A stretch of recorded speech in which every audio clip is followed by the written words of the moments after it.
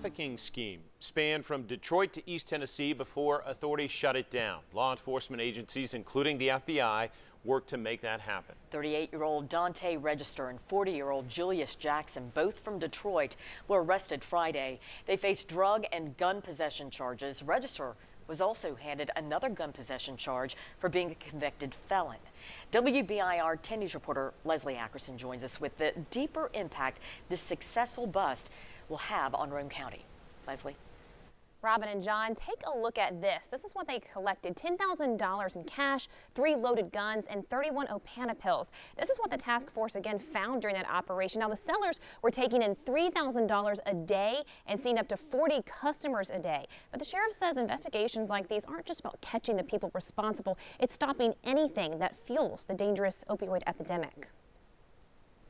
For the last 3 months, narcotics officers have been watching Hillside Apartments in Harriman. Noticing a lot of traffic in and out. It was an anonymous tip that helped them focus in on the building. The public is our eyes and ears, and anytime the public is concerned about what's going on around them, it sure makes our job a lot easier, and we can pinpoint those locations.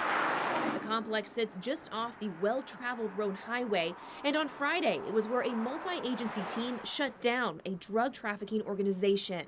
They're taking money from people that have the habit and taking advantage of their situation. It put 2 men with direct ties to Detroit drugs in jail. Yes, that's a very rare occurrence in a rural county to arrest someone from a different state. A successful bust that still came with its challenges. They're getting more sophisticated with technology, just like law enforcement. And what they were actually doing here, they were calling their deal up on the phone, so they had it already pre-ordered before they got here, so they were in and out pretty quick. 2 side-by-side apartments. Apartment 1 was where the sale happened. Apartment 2 stored the drugs and money. Their targets are getting smarter. What made it difficult was every week they were changing out drug dealers, and it was hard to identify those persons that were selling the drugs. Drug-related crime is all too familiar to Sheriff Jack Stockton. It breaks families up and relationships, and it causes poverty. They are taking this mission as one small positive victory in putting an end to the epidemic. And during that bust, customers actually came to the apartments and tried to buy drugs from law enforcement officers. They were charged with misdemeanors. Robin and John. All right, Leslie, thank you very much. And as you just heard, law enforcement continue to wrestle with the deadly opioid epidemic here in East Tennessee. In Knox County specifically, 2 people have died from a suspected overdose in the first 3 days of December. This according to the Knox County District Attorney General's office, bringing the 2018 death toll to 270.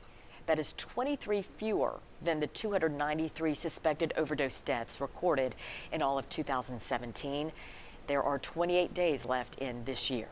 Now, there are resources if you or someone you love is struggling with opioid addiction. Organizations like the Tennessee Red Line and Metro Drug Coalition can offer referrals. The Partnership for Drug-Free Kids has strategies and toolkits to help parents address substance abuse.